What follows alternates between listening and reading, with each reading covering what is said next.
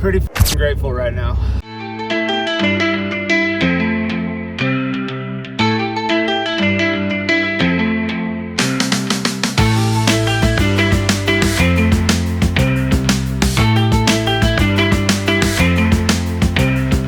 So I'm on I-70 right now doing 40 miles an hour because a snowstorm rolled into Denver last night, overnight.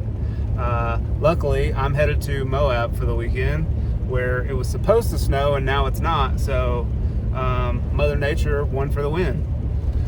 But I just had this moment where I'm like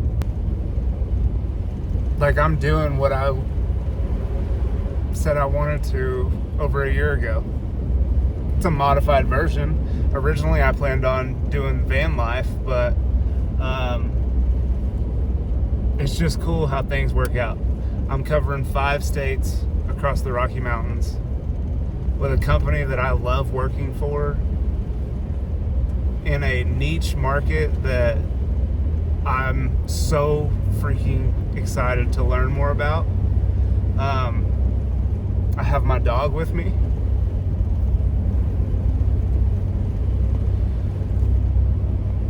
My dad's doing good.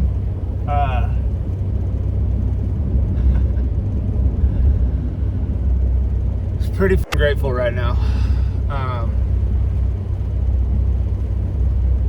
Yeah.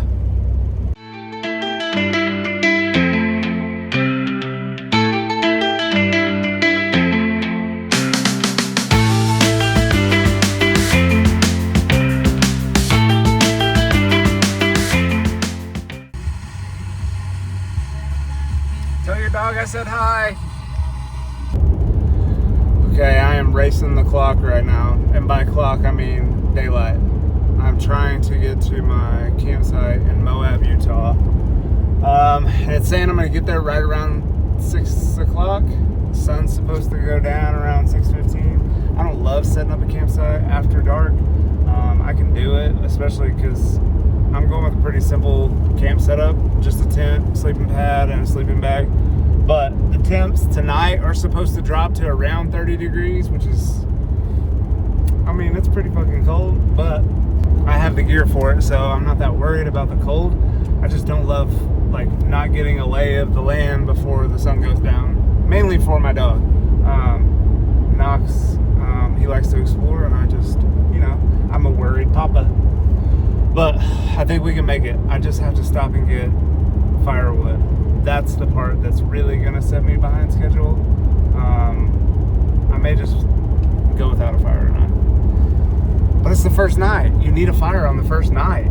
I love having a fire. We'll see. TBD. Right now I'm just doing as fast as I can within the legal limit.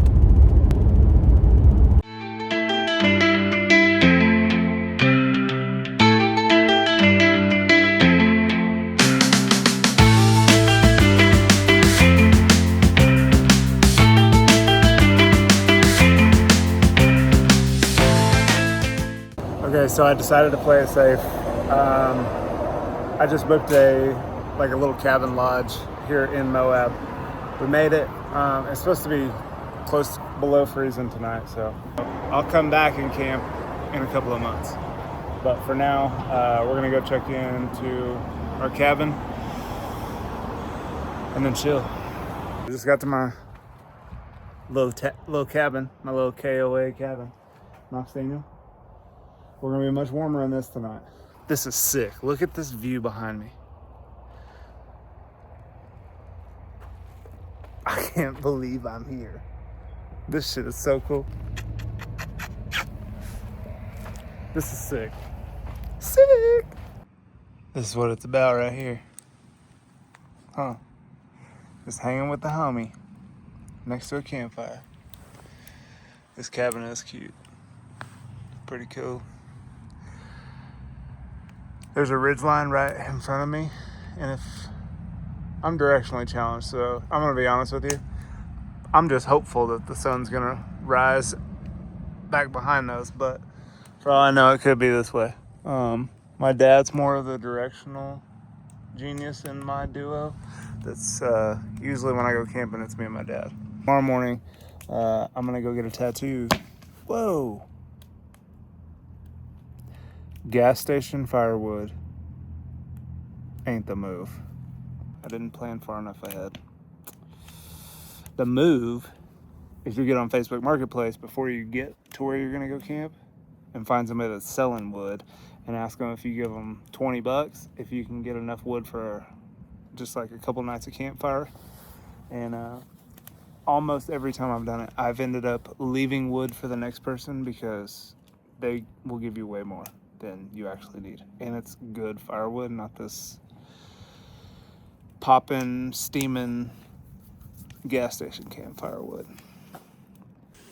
Okay, I decided to go ahead and cook. I had all the carbs on the drive, so I'm making these like little, okay, and this setup is kind of cool. I'm making these little chicken sausage apple gouda things that I got from HEB. I've never tried them. Oh, frick.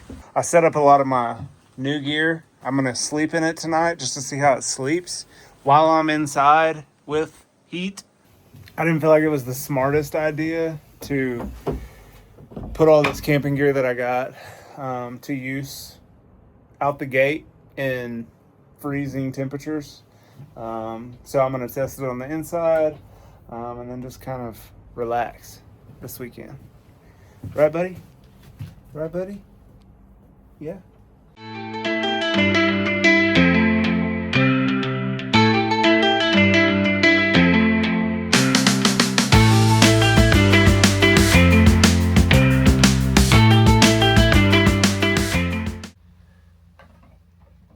Okay, so I'm new to the Jetboil world.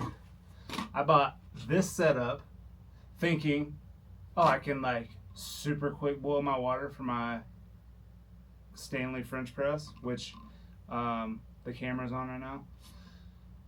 Realized after, Jetboil's got a French press attachment for it, here nor there. I was thinking, you know, I just take the cup part off, and then I can put my cast iron skillet on top. No. Does not work like that. You have to buy this $30 attachment for this little freaking metal piece that sits on top of the little, whatchamacallit, this thing. Like, you can't just like cook on this because you gotta have space between the burner and the top.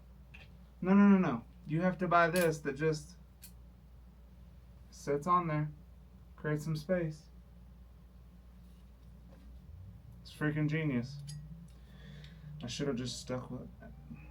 You know what? I'm complaining about problems that aren't really problems. It's a genius move. I spent the $30. I did. I got it. I also bought this $5 spoon fork that I thought was pretty cool. And I'm about to have a Nutty Buddy for dinner, I think. I'm so tired. I drove from Denver all the way to Moab, Utah in one shot. Okay, I took 420 something pee breaks, but I did it in one drive. I-70 is kind of overstimulating to the eyes, to be honest with you. Like, I've never seen views. I mean, I can't say that anymore. I've seen views that just mesmerize me. I felt like when I got to my campsite, and Moab is like, it lives up to the hype, and I only got to see it in the daytime for about 45 minutes, but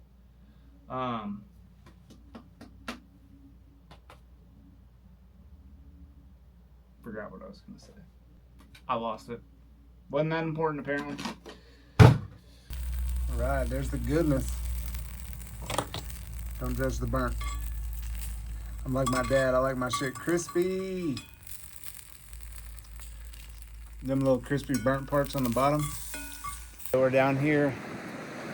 We came to get out of camp and go on a little hike thing. We're by this little Nice little creek, I guess it is. Real crappy views out here.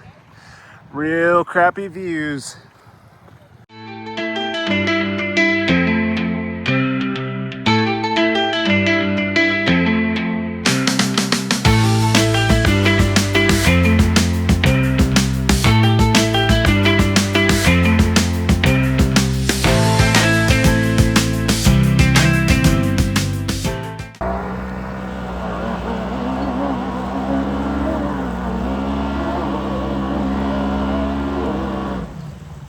I don't think he's gonna get up.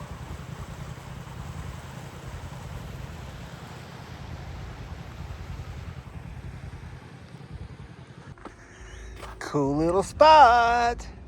Yeah, boy. Where are you headed? Go ahead. Oh yeah. We like the water. Shit's gotta be freezing cold. It's gotta be freezing cold, Noxpotamus. Come on.